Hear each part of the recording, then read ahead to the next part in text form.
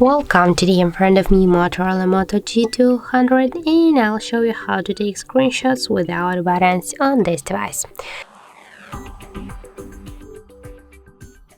So first you should go to the settings and scroll down to the to the system section. Now just go here to the gestures and right there you'll see the 3-finger screenshot. Tap here and as you can see this option just is turned off, and just to turn it on here tap once on the switcher and now you can take a screen just by touch and hold your screen with your 3 fingers at the same time. And here as you can see we got we'll take it one more time. We got here our screenshot. We can tap here on the screen, we can change them, just crop the screen, change the size. We can just type here or edit how we want.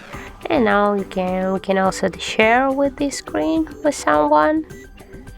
Okay, now just tap here to the left. We can share with someone, or also we can delete the screen or save it.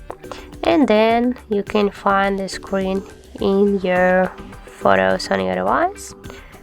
Just go there and here tap to library and we got here the screenshots folder. As can you see, now just find your screenshots on this folder.